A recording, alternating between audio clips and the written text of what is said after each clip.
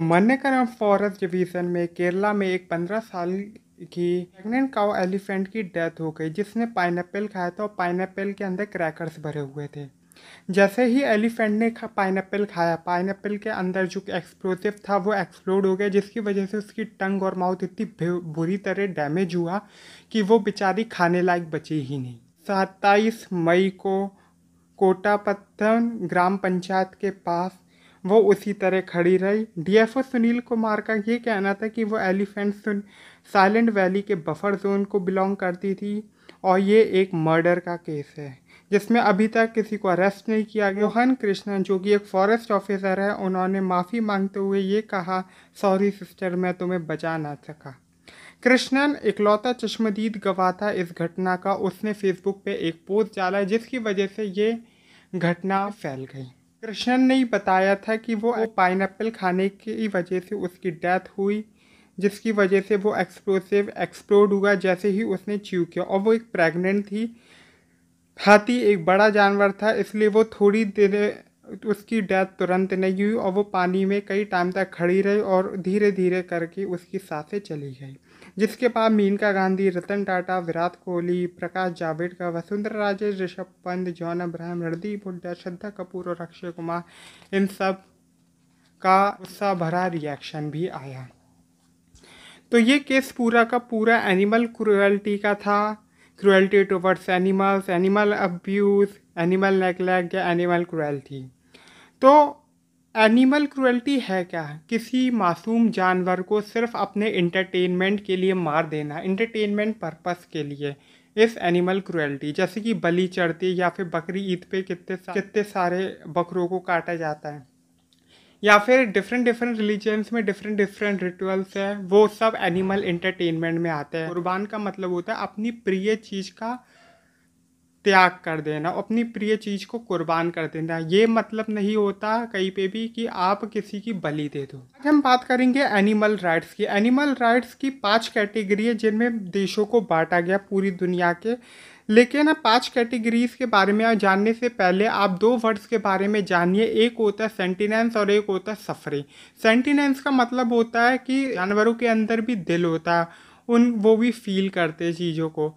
और सफरिंग होता है कि जानवरों को भी दर्द होता है, मतलब एक उनके अंदर दिल होता है और एक उनके अंदर दर्द होता है, दोनों अलग अलग बातें हैं।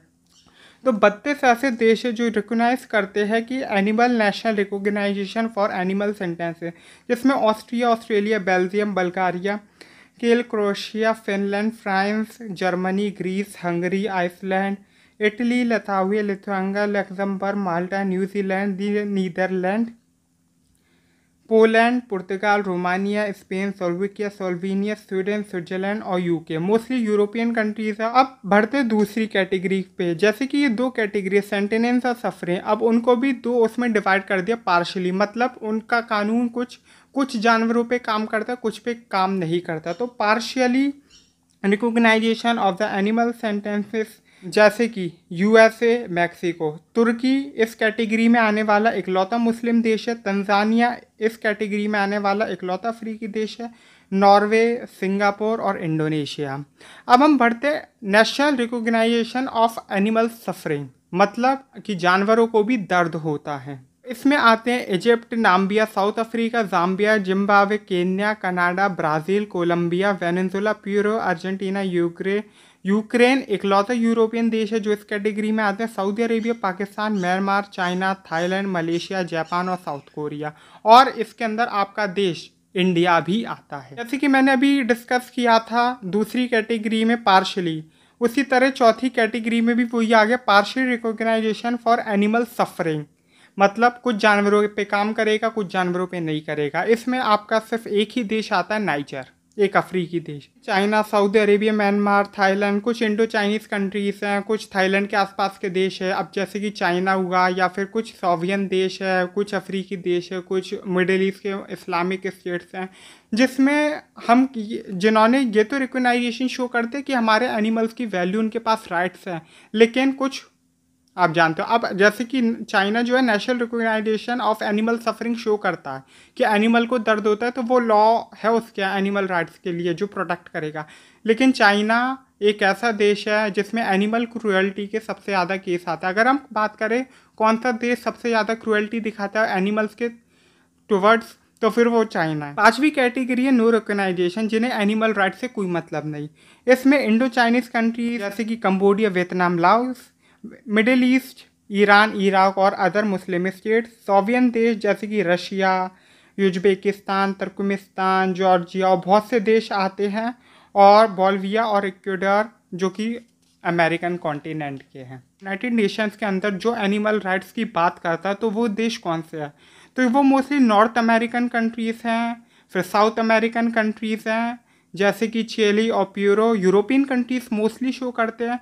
अफ्रीका से सिर्फ तंजानिया शो करता है, और एशिया से भी सिर्फ 2 ही देश शो करते हैं, इंडिया और थाईलैंड।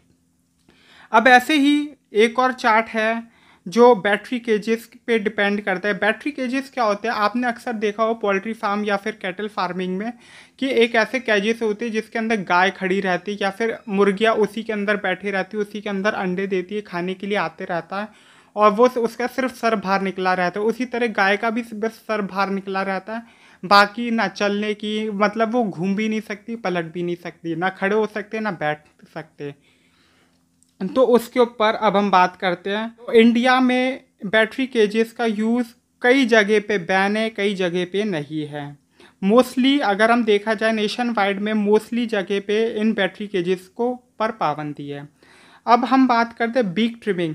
तो बीक ट्रिमिंग इंडिया में नहीं है। बीक ट्रिमिंग ये होती है कि बचपन में ही जो पोल्ट्री फार्मिंग की बर्ड्स होती है उनकी चोंच काट दी जाती है ताकि वो एक दूसरे को नोच के घायल ना करे। इंडिया में बीक ट्रिमिंग अलाउड नहीं है, इस पर पाबंदी है। वियतनाम, हांगकांग और ताइवान ये और देश हैं जो कि इस पर पाबंदी है, जिन्होंने पाबंदी लगा रखी है। अब किलिंग कैट एंड कंजम्पशन, मतलब बिल्ली को मार के खा जाना, तो ये इंडिया में इलीगल है। लेकिन आपको जान के ताज्जुब होगा कि यूएसए, कनाडा, ऑस्ट्रेलिया और चाइना जैसे देश, यूनाइटेड किंगडम, बेलारूस, स्विट्जरलैंड, इधर ये लीगल है।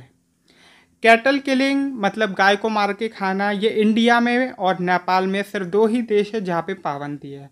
डॉग किलिंग, कुत्ते को मार के खाना, India, Germany, Poland, Austria, Philippines, Hong Kong और सिंगापुर में इलीगल है, बाकी देशों में लीगल है।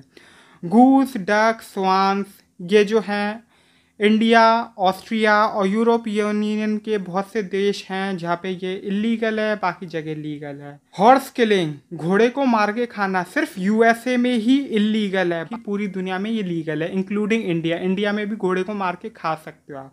शार्क पे सबसे ज़्यादा कैटेगरीज बनाई गई है। शार्क में वैसे तो इंडिया में बैन है, लेकिन इंडिया में और ज़्यादा बैन है। इंडिया में ban with extra restriction. Stunt animals during ritual slaughter, इसके बारे में इंडिया का डाटा अननोन है। अब बहुत से लोग पूछेंगे स्टंट एनिमल विद ड्यूरिंग स्लॉटरी, बहुत से मिडिल ईस्ट और मुस्लिम देशों में क्या किया जाता है, जानवर को आराम आराम से और पुराने प्राचीन तरीके से काटा जाता है जिससे उसे दर्द होता है। लेकिन साइंस जो टेक्नोलॉजी वो कहती है कि जानवर को बेहोश करो और तुरंत काट दो ताकि उसे दर्द भी ना हो और उसे पता भी ना चले। कॉस्मेटिक्स इंडस्ट्री में इंडिया जानवर का फर निकालना लीगल है, लेकिन इंपोर्ट और एक्सपोर्ट इलीगल है। वही एनिमल्स पे कॉस्मेटिक्स की टेस्टिंग करना इलीगल है। बुल फाइटिंग, कॉक फाइटिंग और डॉग फाइटिंग जैसी चीज़ें पाबंदी लगी हुई है इंडिया के अंदर। इंडिया में एनिमल्स का यूज़ सर्कस के अंदर उस पर भी पाबंदी लगी हो। अब जूफिलिया